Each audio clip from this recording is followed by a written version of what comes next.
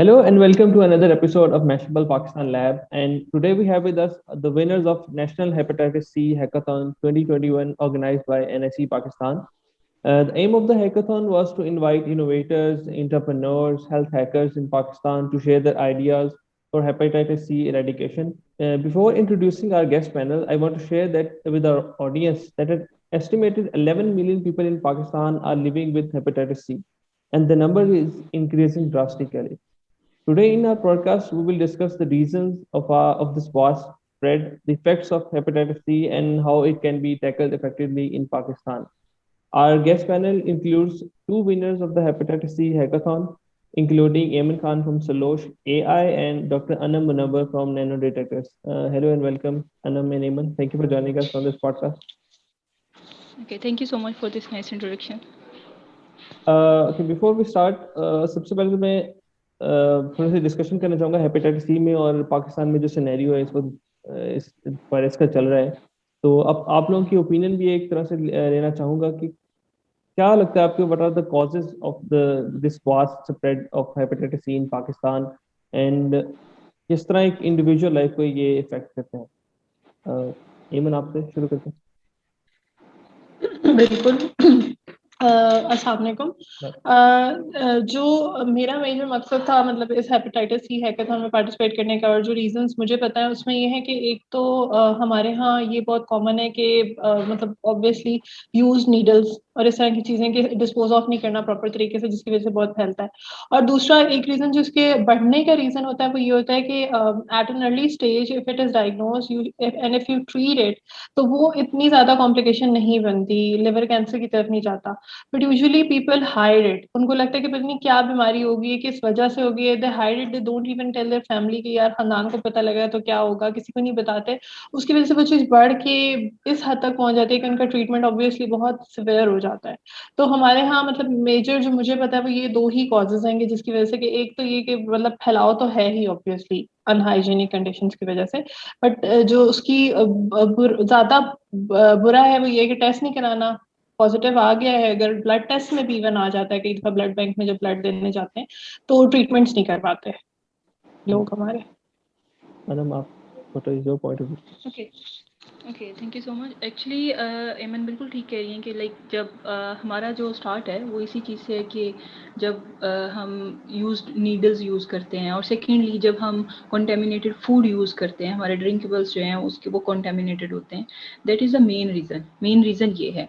और जब हम इसके क्योर की तरफ आते हैं तो अगर हम इसको अर्ली स्टेज पर डायग्नोज करना स्टार्ट कर दें, सो ये वो चीज़ है जिसके थ्रू हम इसको रिड्यूस कर सकते हैं। इसका रिस्क लेवल जितनी ये स्वेयर होती जाएगी उतना इसका ट्रीटमेंट डिफिकल्ट होता जाएगा। जितना अर्ली इसका डायग्नोसिस पॉसिबल होगा उतना ही इसके लिए इसका ट्रीटमेंट जो है वो ईजी होगा। ठीक। तो अब आप लोगों के लिए ऐसी क्या चीज़ है जो हमारी पाकिस्तान में या गवर्नमेंट लेवल पे ऐसा होना चाहिए कि थोड़ी सी अवेयरनेस क्रिएट की जाए इस हेपेटाइटिस के हवाले से, और इसके अलावा एट इंडिविजुअल लेवल हमें क्या ख्याल रखना चाहिए इन चीज़ों के लिए कि हम हेपेटाइटिस से बचे भी रहें, और इन केस अगर हमें हो जाता है तो क्या स्टेप्स जो हैं वो हमें फॉलो करने चाहिए इमीडिएटली? देखिए, एक तो सबसे जो मतलब अब इतना आसान इसका इलाज हो गया, पहले एक दौर था, ये आज से कुछ साल पहले की बात है कि हमारी फैमिली में किसी को हेपेटाइटिस सी हुआ था, और हुआ भी ये कि जल्दी में उनको ब्लड लगा, ब्लड की जरूरत पड़ी, जल्दी में लगा, उसके टेस्ट नहीं हुए और वो उनको हेपेटाइटिस सी हो गया। मतलब जिस बीमारी के लिए वो बेचारी गई थी उससे ज्यादा बड़ी बीमारी लेकर आ गई। और वो उस दौर में तो वो इलाज होता था टीकों वाला, जो बहुत सिवियर इलाज होता था, मतलब काफी तकलीफ से होता था। तो अब तो इसके इलाज के साथ ये हो गया कि काफी मतलब ओरल होता है, 8 वीक का इलाज होता है, और वो अगर आपका अर्ली डायग्नोसिस हो गया तो हो गया। जो सबसे ज्यादा इस वक्त इम्पोर्टेंट चीज है वो ये है कि एक तो ये कि जब टेस्ट आ गया है, पॉजिटिव आ गया है, तो लोगों में ये अवेयरनेस हो कि कुछ नहीं हुआ, एक बीमारी है, हो गई है, तो ऐसी कोई बीमारी नहीं है कि अगर हम लोगों को बता देंगे तो कोई मसला हो जाएगा। मतलब अब हो गई है तो उसके लिए जो भी प्रिकॉशंस लेनी है, जिस तरह से भी लेनी है ट्रीटमेंट के साथ साथ, वो अब जरूरी हो गई है, उनको करना अब जरूरी हो गया, उनको करना चाहिए, कोई भी बीमारी हो सकती है। तो एक तो ये चीज बहुत इम्पोर्टेंट। दूसरा ये है कि जो हम लोग भी अपनी ऐप के थ्रू सोल्यूशन बता रहे थे हेपेटाइटिस सी में रिव्यू जो हम बना भी रहे हैं वो ये है कि पेशेंट्स के साथ फॉलो अप बड़ा जरूरी है। हम लोगों के साथ एक ये भी मसला है, 8 हफ्ते की दवाई हम डॉक्टर दे के भेजेगा, 2 हफ्ते बाद अगर वो सिम्टम्स डिग्रेड हुए हैं, कम हुए हैं, जो उसको मसले आ रहे थे वो थोड़ी बेहतरी आना शुरू हुई है, दवाइयाँ छोड़ देते हैं। उससे ये होता है कि बीमारियां मल्टी ड्रग रेजिस्टेंट बीमारियां बन जाती हैं। मतलब वो हम लोग यहाँ ट्यूबरक्लोसिस भी वही है, हमारे यहाँ मोस्टली बीमारियां होती है फिर वो रेजिस्टेंट हो जाती हैं, वो दवाई दोबारा उन पर असर ही नहीं करती। तो वो चीज बड़ी जरूरी है कि फॉलो अप अब वो डॉक्टर नहीं कर सकता, डॉक्टर के पास तो टाइम ही नहीं है, इतने उसके पास पेशेंट्स आते हैं, इतना वर्कलोड होता है, वो देखकर एक दफा दवाई दे सकता है। तो इस तरह का सिस्टम बनाना कि उस पेशेंट को फॉलो अप और चेक रखा जाए कि वाकई उसको जो दवाई दी गई है उसने ली है कि नहीं। Exactly. So, okay, I will say कि early diagnosis, if we will move towards early diagnosis, अगर हमारे लोगों में थोड़ी बहुत इस चीज़ का ना हो कि अगर एक डिजीज़ है उसको अर्ली स्टेजेस पे हम डायग्नोस कर सकते हैं, देयर आर सम मेथड्स जो हम, अगर मैं अपनी बात करूँ तो at university level we are doing this, we are at lab we are doing this thing, but उसको प्रैक्टिकली मार्केट तक लेके आना और लोगों के लिए उसको फिजिबल बनाना कि वो अर्ली डायग्नोसिस की तरफ मूव कर सकें, ऐसा कोई सोल्यूशन हो कि जिसके थ्रू उनको किसी एक्सपर्ट पर्सन की ज़रूरत ना पड़े कि उनको कुछ कोई टेस्ट करवाना पड़े। दिस वाज आवर आइडिया कि हम कोई ऐसी स्ट्रिप वगैरह बनाएं कि जिससे अर्ली डायग्नोसिस पॉसिबल हो और उसको उसके रिजल्ट्स जो हैं वो कोई भी ले पर्सन जो है उसको रीड आउट कर सके, उसको उसके लिए किसी एक्सपर्ट पर्सन की ज़रूरत ना पड़े।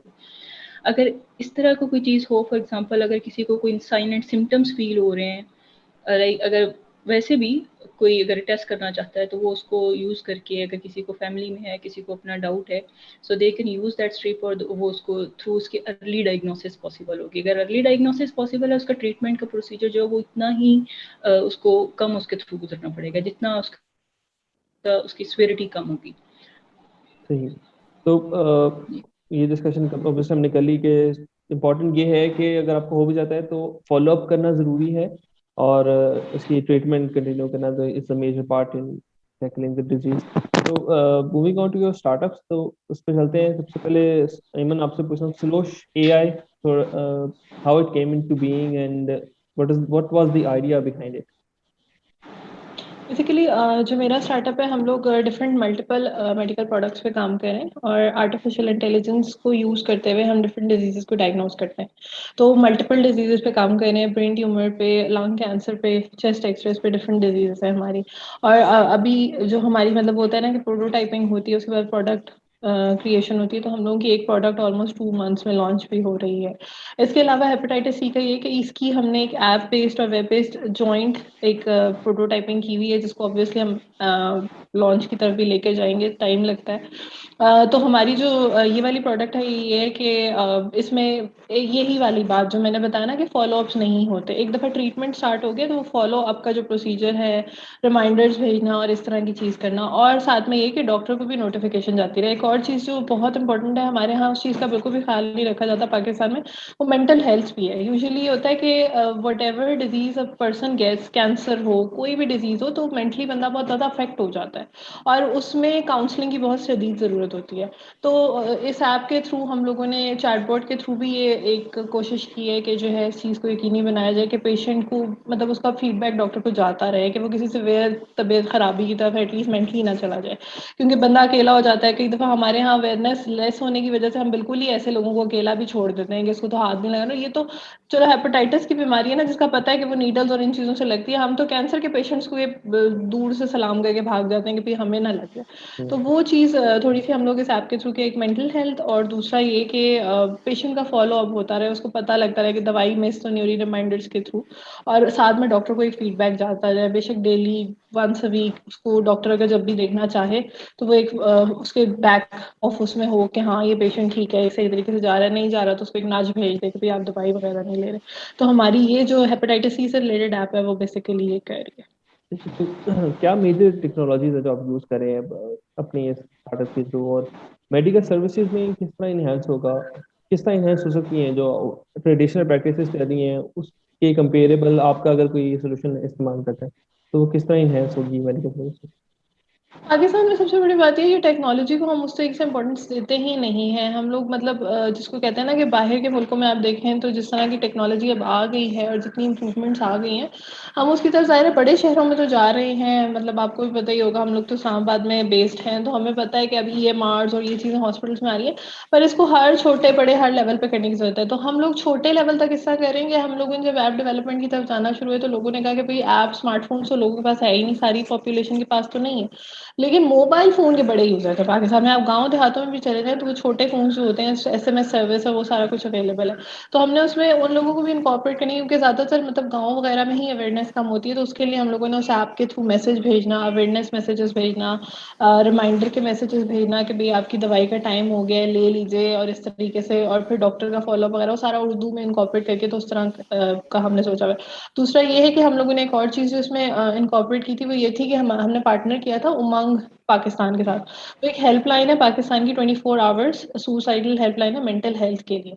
तो वो ये होती है कि अगर किसी को कोई इशू आ रहा है, मेंटल हेल्थ का बहुत सिवियर इशू आ रहा है, तो वो डायरेक्टली उस पर कॉल करते हैं और साइकोलॉजिस्ट से फ्री ऑफ कॉस्ट कनेक्ट करते हैं।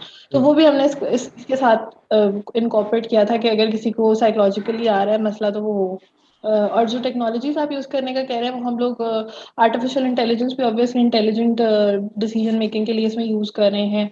वेब भी यूज़ कर रहे हैं, ऐप डेवलपमेंट फ्लटर वगैरह भी यूज़ कर रहे हैं। सारों का आपस में लिंक होगा डेटाबेस के थ्रू।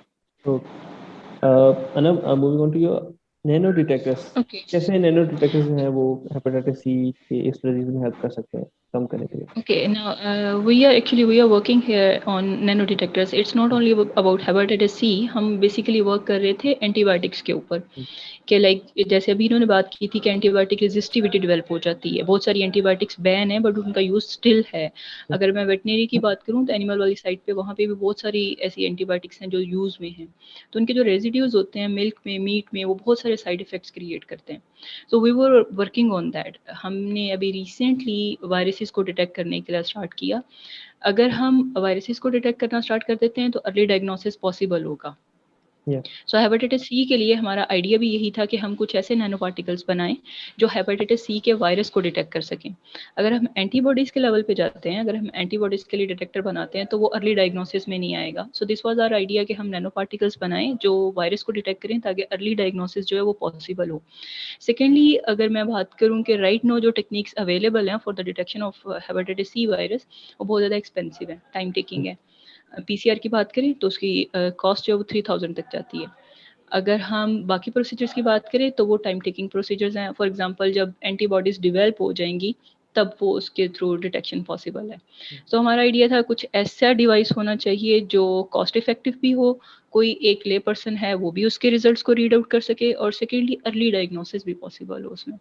सो हमने नैनो पार्टिकल्स बनाने स्टार्ट किए हुए हैं जो वायरस को डिटेक्ट कर सकें। तो कितना एक्यूरेट होगा फॉर दैट, नैनो डिटेक्टर्स जो हैं वो हेपेटाइटिस सी ओके, को डिटेक्ट इसके लिए जब हम बात करते हैं ना तो हम ऐसे नैनो मटेरियल्स बनाते हैं, दो टाइप के नैनो मटेरियल्स बनाते हैं। एक जो उसकी सेंसिटिविटी को इंक्रीज करते हैं, दूसरा जो उसकी सिलेक्टिविटी को इंक्रीज करते हैं। जब हम इसको मार्केट में लेके आने से पहले ये दोनों चीज़ें एनालिसिस होती हैं कि सेंसिटिव है कि नहीं है, सिलेक्टिव है या नहीं है। फॉर सिलेक्टिविटी एनालिसिस हम क्या करते हैं कि वायरस जो है उसकी जैसा उसका स्ट्रक्चर है उससे स्ट्रक्चर रखने वाले दूसरे वायरसेस यूज़ करते हैं कि वो कितना इफेक्टिव है उसके against. Right now we are at this stage कि हमने नैनो पार्टिकल्स बनाए हैं, वो उसके अगेंस्ट रिएक्शन दे रहे हैं, वो उसके अगेंस्ट कलर प्रोड्यूस कर रहे हैं। कलर प्रोडक्शन ऐसी होगी कि कोई भी एक ले पर्सन रिजल्ट जो है वो रीड आउट कर सकेगा कि ये पॉजिटिव है, ये नेगेटिव है। उसकी सिवियरिटी जो है वो नेक्स्ट दूसरे टेस्ट पे डिपेंडेंट होगी। तो आप जो डिवाइसेस, सपोज आप डिवाइस बनाएंगे डिटेक्ट करने के लिए, तो सिर्फ हॉस्पिटल्स के अलावा इंडिविजुअल्स भी ले सकते हैं, उसको इस्तेमाल कर सकते हैं? ये it will be like this कि हम किसी इंडस्ट्री के साथ उसको लिंक करेंगे, देन हम उसको मार्केट में लेके आएंगे। Right now at lab level हम we are just doing the testing. जब हम उसको मार्केट में लेके आने लगेंगे एट दैट टाइम हम उसको किसी न किसी इंडस्ट्री के साथ लिंक करेंगे। इमन देयर आपने, विल बी जी जी इमन, जस्ट कंटिन्यू प्रेजेंट, कंटिन्यू कोई करें ना। भी उसको ले सकता है और कोई भी उसको यूज करके उसका रिजल्ट रीड आउट कर सकता है। सही सही। इमन आपने बात की आर्टिफिशियल इंटेलिजेंस की, आपने कहा हम डेटा कलेक्ट करते हैं और उसको यूज करते हैं आगे डायग्नोस करने के लिए। तो कैसे कलेक्ट करते हैं? अगर आपने, सपोज मैं आपसे पूछूं, अपने सिस्टम को कैसे फीड करते हैं, कहाँ से डाटा कलेक्ट करते हैं और किस तरह फिर वो हेल्प करता है? देखिए उसके तो हम लोग अभी कह लेंगे उस प्रोसेस में ही है डाटा कलेक्ट करने की, क्योंकि उसका सबसे बड़ा मसला ये है कि जो अभी तक हमने जिस भी डाटा पे टेस्टिंग की है, चाहे हेपेटाइटिस सी हो, चाहे हमारे एक्सरेज हो, ब्रेन ट्यूमर जो भी हो, बाहर के डाटा सेट बहुत अच्छे क्यूरेटेड डाटा सेट्स हैं। और आप मतलब अपनी जब आप बताते हैं कि किस मकसद के लिए आप उनको लेना चाह रहे हैं अपने मॉडल्स को ट्रेन करने के लिए, तो आपको एक्सेस वगैरह मिल जाती है और आपको मिल जाते हैं और उस पर आप अपनी ट्रेनिंग्स वगैरह कर लेते हैं, टेस्टिंग कर लेते हैं। मसला ये आता है कि जब आप रियल वर्ल्ड में जाते हैं, अब पाकिस्तान में जब आप उसको डिप्लॉय करते हैं उस चीज को, तो यहाँ के ट्यूमर्स, यहाँ का डाटा बिल्कुल फर्क होता है। तो उस चीज के लिए हम लोग जो कर रहे हैं वो ये है कि जब जो भी प्रोडक्ट हमारी डिप्लॉय होगी जहां भी होगी, उसमें एनोनिमाइज पेशेंट डाटा हम साथ साथ सेव करते जाएंगे। उससे ये होगा कि पाकिस्तान के अंदर का डाटा सेट भी बनता जाएगा, जो कि अभी तक नहीं है। यूजुअली ये होता है कि हम लोग क्योंकि डायग्नोस्टिक सेंटर्स वगैरह को भी कॉन्टैक्ट करने की कोशिश कर रहे थे डिफरेंट, तो वो ये कह रहे थे कि हमारी लिमिटेड कैपेसिटी होती है। तो उसमें ये होता है कि जब हम एक हद तक, एक लिमिट तक, एक टाइम लिमिट तक डाटा रखते हैं, उसके बाद हमें पता होता है कि अब ये रीयूज नहीं होना, तो हम डिलीट कर देते हैं, क्योंकि हमारे पास बैकअप सिस्टम ही नहीं है। इवन इतना भी है कि कुछ सिस्टम्स के बारे में कहा जाता है कि वो क्योंकि बाहर से आए हुए हैं, तो उनके अंदर इतनी टफ सिक्योरिटी होती है कि जब उसको क्लाउड पे लोड करने की कोशिश करते हैं स्पेसेस लेके, तो वहां अपलोड भी नहीं हो रहा होता। तो उन चीजों के साथ हम लोग जो है ना पेनिट्रेशन करके तो एक दफा डाटा सेट्स पाकिस्तान के लिए बनाएंगे, क्योंकि इसकी सख्त जरूरत होगी। बाहर के मुल्कों में ये चीज बहुत तेजी से हो रही है, एआई बहुत जल्दी प्रोग्रेस कर रही है। पिछले 3-4 साल में बहुत ऐसे टूल्स बने हैं जो एआई को यूज करते हुए डॉक्टर्स को हेल्प कर रहे हैं, मतलब उनको टेक ओवर नहीं कर रहे बल्कि उनको हेल्प कर रहे हैं, उनको असिस्ट कर रहे हैं जल्दी डायग्नोसिस में। तो इसके थ्रू ये है कि हम लोग अगर पाकिस्तान में अपने डाटा सेट्स कलेक्ट करके अपने हॉस्पिटल्स में लगाना शुरू करें, तो हमें अपने मरीजों का, क्योंकि हमारे मरीज फर्क है, जो यूएसए का मरीज है वो फर्क है, तो वो हम लोगों का मेन इसके बाद गोल है कि जैसे ही हम लोग प्रोडक्ट को डिप्लॉय करेंगे, तो सबसे पहले हम लोग डाटा कलेक्शन अपने साथ ही रखेंगे, उसका सिस्टम। तो कब तक पॉसिबल है कि आपकी प्रोडक्ट डिप्लॉय हो जाएगी और मार्केट टू में मंथ्स या हॉस्पिटल्स में? हाँ, 2 मंथ्स के पीरियड में हम लोगों की पहली प्रोडक्ट जो है वो लॉन्च हो रही है, डिप्लॉय हो गया। ऑब्वियसली टेस्टिंग तो तकरीबन आपका 5-6 मंथ्स लग जाते हैं प्रोडक्ट की टेस्टिंग, डिप्लॉयमेंट और उसको देखने में, और इस सारे प्रोसीजर में। सही। तो तो अब जब हम स्टार्टअप्स के बारे में आपने थोड़ा सा एक्सप्लेन किया, तो मैं पूछना चाहूँगा, जो हैकाथॉन आपने जिसमें पार्टिसिपेट किया है, उसके बारे में थोड़ा सा एक्सपीरियंस शेयर करें कि how did it help you and किस तरह वो आगे हेल्प करेगा आपकी कंपनी को ग्रो करने के लिए, और किस तरह एक हैकाथॉन का एक्सपीरियंस है आपका? जी बेसिकली मेरा जो स्टार्टअप है वो जैसा कि मैंने बताया एआई बेस्ड स्टार्टअप है। अब एआई का सबसे बड़ा मसला ये होता है कि when I started the startup and I was the only founder at the time when I started it, तो जब मैंने शुरू किया ना, तो उस वक्त सबकी तरफ से एक ही वो थी कि मतलब शायद आप जज्बाती हो गए, आपने शुरू कर दिया। AI is the very expensive field, उसकी रिसोर्स बहुत एक्सपेंसिव है, पाकिस्तान में मिलती नहीं है, और अगर मिल जाती है तो आपके लिए सस्टेन करना बहुत मुश्किल होता है। क्योंकि ये प्रोडक्ट, अब आप देखें, मुझे मेरे स्टार्टअप को चलते हुए साल हो गया और अभी भी मेरी प्रोडक्ट इन डेवलपमेंट है, और मैंने आपको जैसे बताया कि 6 मंथ मुझे लग जाएंगे इसको डिप्लॉय करके, इससे मिच्योर करने में।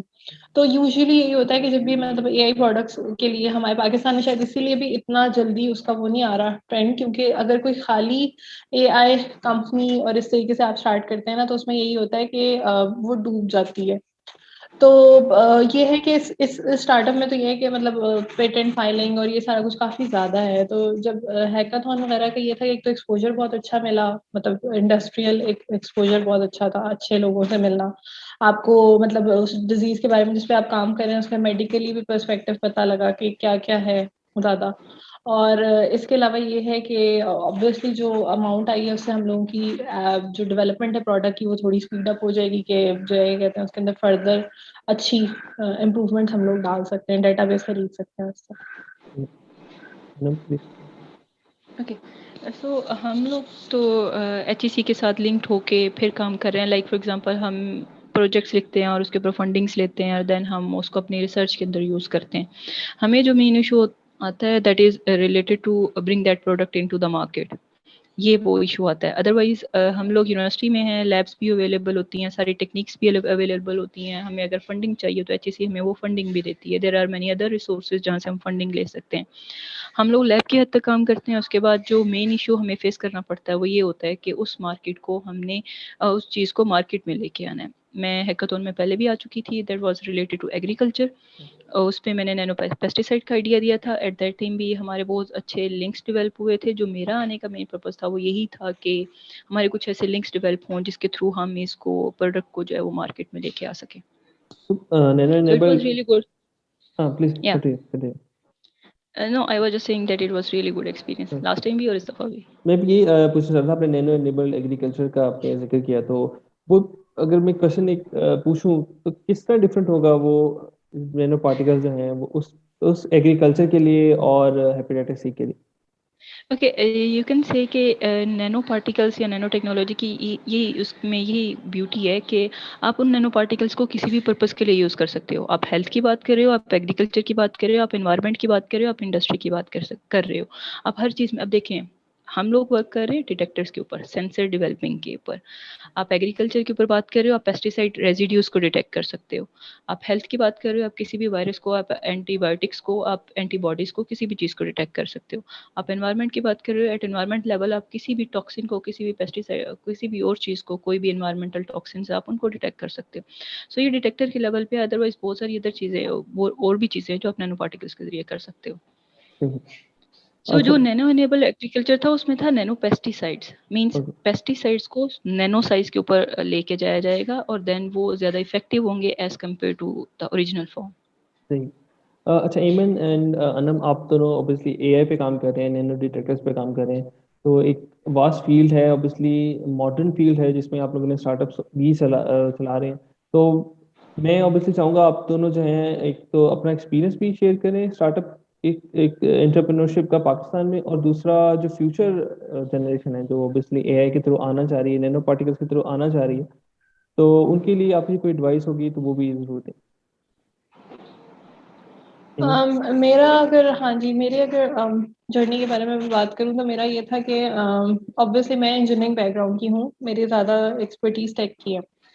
तो मेरे लिए अभी भी कई दफ़ा कुछ चीज़ें बिजनेस की समझना थोड़ा मुश्किल हो जाता है, क्योंकि ऑब्वियसली हम लोगों को अनम भी ये समझ सकती होंगी कि हम लोगों को वो थोड़ा उसी तरह ट्रेन किया जाता है, रिसर्च बेस अपना काम करना, अपने तरीके से करना। हम लोगों का ज़्यादा फोकस होता है कि सोल्यूशन बनाना, उसको मार्केट कैसे करना है वो हमें नहीं आता होता। तो जब मैं भी स्टार्टअप में आई थी और इस कल्चर में आई थी, तो मेरे लिए तो वो मतलब आप कहेंगे वो जो first thing that shock me was कि मुझे पता लगा कि 5 मिनट में आपने अपना बिजनेस का आइडिया समझाना है, तो मैं तो पैनिक ही कर। मैंने कहा मतलब हम 20 मिनट हमें मिलते हैं अपने एफआईपी को समझाने के लिए, जो हमने प्रोजेक्ट बनाया होता है, तो हम वो 20 मिनट में भी हमें वो लोग रोक रहे होते हैं, बस कर दो, टाइम ऊपर हो गया, बस कर दो। और हम लोग उसमें नहीं समझा पाते, तो 5 मिनट में मैंने अपनी बिजनेस की हर चीज समझानी है, मैं कैसे करूँ। तो आई रिमेम्बर कि पहली पिच से लेके अब तक जो मैंने ये अल्हम्दुलिल्लाह हेपेटाइटिस की पिच जीती है, तो उसमें काफी स्ट्रगल है, मतलब उसको बार बार उस टाइम पे लाना, प्रैक्टिस करना, देखना कि आपका बिजनेस भी कवर हो, कोई पार्ट भी ना मिस हो, कोई मिस हो तो वो बाद में आपने कैसे कवर करना है, वो सारा कुछ करना, वो ऑब्वियसली एक साल का जर्नी है जिसमें मैंने लर्न किया है। तो एक एक ये चीज काफी स्ट्रगलिंग थी मेरे लिए, मतलब मार्केटिंग करना, इसको लर्न करना, और मेरा जर्नी में इसमें बहुत साथ दिया है मेरे, मतलब ट्रेनिंग्स वगैरह जो मैंने ज्वाइन वगैरह की हैं, और उसके थ्रू डिफरेंट ट्रेनिंग प्रोग्राम्स में ज्वाइन कर लेती थी, और उनको जो भी आए होते थे तो उसमें इन हो जाती थी, उसकी क्लासेस लेना ऑब्वियसली मुश्किल होता था। अभी रिसेंटली इनक्यूबेटर था standard chartered women in tech, उसको भी ज्वाइन किया, काफी हेक्टिक हो जाता था 3-3 घंटे की क्लासेस लेना और सारा कुछ, लेकिन ये था कि उनसे, उन एक्सपोजर से, उन चीजों से जब आप सीखते हैं और आप अपने बिजनेस में इंप्लीमेंट करते हैं, तो कोई ना कोई छोटी सी एक आध आपको क्लू मिल जाता है, तो जब आप अपने बिजनेस में इंप्लीमेंट करें तो काफी फायदा हो जाता है। तो यही होता है कि मतलब ऑब्वियसली कंप्लेन करना तो बहुत आसान है कि पाकिस्तान में ये कल्चर नहीं है, स्टार्टअप्स के लिए ये नहीं है, वो नहीं है, हमारे लिए फंडिंग नहीं है, सारा कुछ हम कह सकते हैं। लेकिन ये है कि छोटी छोटी चीजें आपको खुद ढूंढनी पड़ती हैं, अगर आप उन पीसेस को जोड़ें तो ऑब्वियसली, और स्ट्रगल करते रहें तो ऑब्वियसली आप काफी आगे जा सकते हैं। जिसको कहते हैं ना, कंसिस्टेंसी चाहिए होती है इस काम के लिए, डेलीकेशन चाहिए होती है, अगर आपके अंदर है तो ऑब्वियसली फुल टाइम चाहिए होता है आपका, कि आप लगाएं उसके साथ। है ना? Here I totally agree with Aiman कि आपको कंसिस्टेंसी चाहिए होती है। बहुत सारी चीज़ें हमारे सामने होती हैं, लेकिन हमें खुद उसको सर्च करना पड़ता है कि हमने करना है तो कैसे करना है, उसके कौन कौन से वेज हैं। बहुत सारी चीज़ें जिसमें हम लैग भी कर रहे होते हैं। राइट नाउ मैंने पीएचडी की हुई है, हमारा सिर्फ फोकस जो होता है वो रिसर्च पे ही होता है। हमें ट्रेन ही इसी तरह किया होता है कि सिर्फ रिसर्च करनी है, रिसर्च करनी है। आपको अब प्रॉब्लम ढूंढ लेते हो, ठीक है, उसका सोल्यूशन निकालना है, दैट्स इट। क्योंकि हमारी पीएचडी तक रिक्वायरमेंट क्या है, हमारी रिसर्च पब्लिकेशंस हो, दैट्स इट। हमने उस चीज़ को मार्केट तक लेके आना है, ये हमारे कंसर्न ही नहीं होता, इससे हमारा कोई लेना देना नहीं होता। अभी पिछले दिनों मैंने एक कंपटीशन था that was organised by British Council, और वो भी मतलब वो था एनवायरमेंटल वेस्ट मटेरियल के ऊपर। उसके लिए कोई रिक्वायरमेंट नहीं थी कि आप कहीं पे बैठे हो, आप किसी यूनिवर्सिटी से लिंक हो, जस्ट आपने एज एन इंडिविजुअल जाना था। अगर कोई स्टार्टअप हैं किसी के, तो वो वहाँ पे जाएं और अपना आइडिया जो है उसको प्रेजेंट करें। That was this.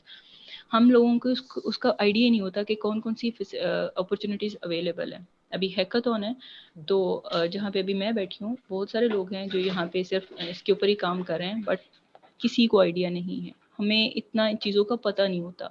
अगर हमें आगे आगे बढ़ना है तो हमें खुद अपने रास्ते देखने पड़ते हैं कि कौन कौन से वेज हैं जिनके थ्रू हम लोगों को अपनी चीज़ों के बारे में बता सकते हैं। अपनी जो हमें पता है हम उसको मार्केट तक लेके आ सकते हैं। और जो बहुत सारी चीज़ें जो हमारी एजुकेशन में लैक कर रही होती हैं, लाइक अभी इन्होंने बोला बिजनेस का आइडिया हम में से किसी को नहीं होगा जो बायोटेक या किसी और ऐसी फील्ड से रिलेटेड है। तो ऑब्वियसली जब when you are making a team, जब आप एक टीम बना रहे हो, उसमें आपको डिफरेंट पर्सन्स को इन्वॉल्व करना पड़ता है। तो जब मैं ये आइडिया प्रेजेंट करने आ रही थी, at that time business point of view से जितनी भी डिस्कशन थी, तो हम अपने बिजनेस डिपार्टमेंट के साथ डिस्कस करके फिर उन चीज़ों को कवर अप करते हैं कि इसको कैसे किया जा सकता है, क्या क्या चीज़ें इसमें इन्वॉल्व की जा सकती हैं, कौन सा वे जो है वो बेटर होगा। तो इस तरह हम लोग तो लेके चल रहे हैं। सही। एक चीज आप दोनों ने हाईलाइट किया कि पाकिस्तान में सिर्फ रिसर्च हो रही है और उसको इम्प्लीमेंट नहीं किया जाता। क्यों है ऐसा?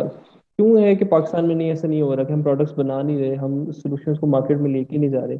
या क्या फैसिलिटीज नहीं है, क्या हमें उतनी सपोर्ट नहीं मिलती है, या ऑब्वियसली फैसिलिटीज कम है कि नहीं है? प्लीज ये भी शेयर करें थोड़ा। हाँ, अगर अगर मैं इस पे बात करूं तो क्योंकि मैं एक रिसर्च को ही आगे लेके जाना चाहती थी और उसको उस रिसर्च को ही मतलब कहेंगे प्रोडक्ट तक लेके जाना चाहती थी जब मैंने अपना स्टार्टअप स्टार्ट किया था। लेकिन इतनी स्ट्रगल के बाद मुझे पता लगा कि यूजुअली हम लैब में जो चीजें बना रहे होते हैं कई दफा वो हम, जैसे अनम ने भी मेंशन किया, हमारा वो एक फोकस हो जाता है कि रिसर्च ही करनी है और इस पे फिर पेपर निकालना है, इस पे फिर पब्लिकेशन करनी है। तो हम ये नहीं देखते कि हमने वो सोल्यूशन बनाया कि नहीं।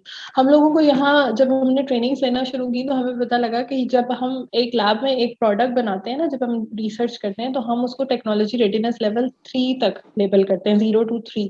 जब एक पेपर पब्लिकेशन हो जाती है, एक आइडिया बन जाता है, तो उसको हम टेक्नोलॉजी रेडीनेस लेवल 3 तक ले जाते हैं।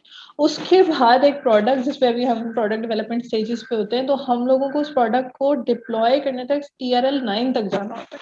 अभी जो 3 से लेके 9 तक की स्ट्रगल है एक स्टार्टअप की। और अभी आप अगर मुझसे पूछे तो मैं भी अभी मैं हाल में लास्ट 2-3 महीने हो गए मैं दोबारा अपनी प्रोडक्ट असेसमेंट नहीं करवा सकी यहाँ पे। तो मैं जब लास्ट प्रोडक्ट असेसमेंट में मैं TRL 6 पे थी। अभी मेरी प्रोडक्ट यानी पूरी MVP बन गई है, उसकी टेस्टिंग हो रही है, इसके बावजूद ये हाल। तो अभी मैं भी यानी 9 तक नहीं पहुंची अगर आप मुझसे भी पूछें तो ये इतनी बड़ी जो स्ट्रगल है ना, उसके लिए फिर आपको अपनी एंटरप्रेन्योरशिप में आने के लिए आपको अपनी जॉब छोड़नी पड़ती है, आपको अपना पैसा लगाना पड़ता है, आपको स्ट्रगल करनी पड़ती है, आपको हम लोगों को, अब जैसे हमें तो स्पेस मिली हुई है, जिसको स्पेस नहीं मिली होती उसको एक स्पेस लेना ही पाकिस्तान में कितनी एक्सपेंसिव चीज है अगर आप 4-5 लोगों को एक टेबल पे बिठा के काम कराना चाहते हैं। और एक चीज बहुत इंपॉर्टेंट होती है कि हम अपनी खवातीन पे, मतलब मैं अगर खवातीन की बात करूँ, अनम भी यहाँ बैठी हैं, तो हम लोगों को खवातीन पे ट्रस्ट भी नहीं होता कि कई दफा हम कहते हैं कि पता नहीं कब कल भाग ही ना जाए छोड़ के। तो हम वो स्ट्रगल भी हमारी एक होती है। तो आई होप सो कि मतलब सबको नहीं होती होगी, लेकिन मेरे साथ तो ये स्ट्रगल भी होती है कि लोगों को इस तरह की चीज एकदम से ख्याल आता ही है। तो ये चीज होती है। जबकि कई दफा मुझे लगता है कि हम खवातीन ज्यादा स्ट्रगल करती हैं, हम लोग ज्यादा कि हर चीज हर चैलेंज के साथ फिर भी हम कोशिश करती हैं कि हमारी हर चीज पूरी हो। तो मेरे चैलेंजेस के बारे में तो यही एक वो है, अगर आप उसको मिनिमाइज करें, कि जो है ना, ये जो एक लंबी लाइन है उसके लिए जो स्ट्रगल है, माइट भी उसकी वजह से लोग इसकी तरफ नहीं आ रहे कि जो है ना ये करें। और उसमें यंग लोगों की जरूरत है, यंग माइंड्स की जरूरत है, जिनके अंदर इतना स्टेमिना हो कि वो करें। एक बंदे ने पढ़ लिया है, अब अनम ने PhD कर ली है, तो अनम के लिए अब काफी डिफिकल्ट होगा कि वो सब कुछ छोड़ के इस लाइन में। तो ये भी एक चीज है कि मतलब शुरू से हम इस कल्चर को डेवलप करेंगे, ताकि यंग माइंड होता है ना, वो ब्राइट होता है, उसने कुछ नहीं देखा होता, वो करना चाहता है आगे प्रोग्रेस। ओके, अगर मैं अपने यहाँ की बात करूँ तो इवन ड्यूरिंग माई PhD हम लोगों ने हम लोग रिसर्च प्रोजेक्ट्स लिखते होते थे। हम लोग HEC को, पाकिस्तान साइंस फाउंडेशन को, पाकिस्तान एकेडमी ऑफ साइंसेस को, लेकिन वो सब लैब के लेवल तक होते थे। अभी हमने रिसेंटली ये स्टार्ट किया है कि हम अपने हर प्रोजेक्ट के अंदर इस चीज़ को ऐड करते हैं कि हम इस चीज़ को मार्केट तक लेके आएंगे। हम उस प्रोजेक्ट को थोड़ा बड़े लेवल का लिखते हैं और उसके इन द एंड जो है वो यही होता है कि प्रोडक्ट जो है वो मार्केट तक आएगी।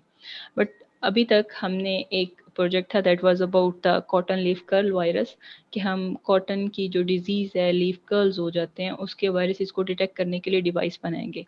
That device is ready. Means हम लैब तक, हमारी अपनी जो लैब है हम वहाँ पे सैंपल्स कलेक्ट करके अपने लेवल तक हमारे हर तरह की testing, sensitivity, selectivity, ageing, repeatability, ये सब एनालिसिस हो चुके हुए हैं. बट स्टिल वो प्रोडक्ट जो वो मार्केट में नहीं आई. हमारे इंडस्ट्री के साथ लिंक्स नहीं है. हमारे जो रिसर्च की इंस्टीट्यूट्स हैं हमारी यूनिवर्सिटीज़ में जहाँ पे रिसर्च हो रही है उनके इंडस्ट्रीज़ के साथ लिंक्स नहीं है. अगर इंडस्ट्री लाइक अब मैं अगर बात करूँ तो जो हमारा हैकाथॉन था वहाँ पे बहुत सारी फार्मास्यूटिकल इंडस्ट्री वाले बैठे हुए थे. तो now they know that we are working on it. हम ऐसी कोई डिवाइस बना रहे हैं but still we are unable to develop some kind of linkages. अगर मैं नैनो एनेबल्ड एग्रीकल्चर की बात करूँ तो इवन हैकाथॉन में भी मैं कोई भी ऐसा लिंक डेवलप करने में सक्सेसफुल नहीं हुई कि जहाँ पे कोई इंडस्ट्री जो हो वो विलिंग हो कि ओके आप प्रोडक्ट बना के हमें दो, हम उसको आगे मैसिव स्केल पे लेके जाएंगे. ऑब्वियसली अब जब उसको मार्केट तक लेके जाना है तो उसको स्मॉल स्केल पे तो लेके नहीं जाना, उसको मैसिव स्केल पे उसकी प्रोडक्शन होगी, देन वो मार्केट में जाएगी. मैसिव स्केल प्रोडक्शन जो है वो लैब के लेवल पे तो होने से रही, उसको कोई ना कोई इंडस्ट्री जो है वो उसका उसको करेगी, ऑन करेगी, देन उसको फॉरवर्ड लेके जाएगी. सो मोस्टली जो इंडस्ट्रीज़ हैं वो थोड़ा उनका एटीट्यूड भी थोड़ा रिलेक्टेंट होता है. अगर रिसर्च इंस्टीट्यूट ने या रिसर्चर्स ने अपना एटीट्यूड को थोड़ा सा चेंज किया है इस बारे में कि उन्होंने रिसर्च को सिर्फ लैब के लेवल तक नहीं लेके जाना, उन्होंने उसको मार्केट तक लेके आना है, इंडस्ट्री लेवल पे लेके जाना है, तो इंडस्ट्रीज़ को भी यहाँ पे थोड़ा सा अपने उसको चेंज करने की ज़रूरत है कि अगर कोई कहीं से न्यू स्टार्टअप उनको ऐसा मिल रहा है जिसको वो आगे लेके चल सकते हैं, जिससे ज़्यादा बेनिफिट्स ले सकते हैं, तो उसको वो थोड़ा सा चांस देना चाहिए, उसको आगे आने देना चाहिए. ऑब्वियसली मार्केट लिंक्स और मार्केट की जो सपोर्ट है वो बहुत ज़्यादा ज़रूरी होती है इन ऑब्वियसली इन सॉल्यूशंस को आगे लेके जाने के लिए. तो थैंक यू एमन and Anam for joining me on this podcast. I hope कि आप लोगों के जो प्रोडक्ट्स हैं वो मार्केट में जाएं और जो ये वायरस है हेपेटाइटिस का और भी अगर आप किसी चीज़ पर काम करें तो उसको रिड्यूस करने में हमारी हेल्प करें. As for our viewers, this was our podcast for today. We will meet inshallah in the next podcast. Thank you. Allah Hafiz.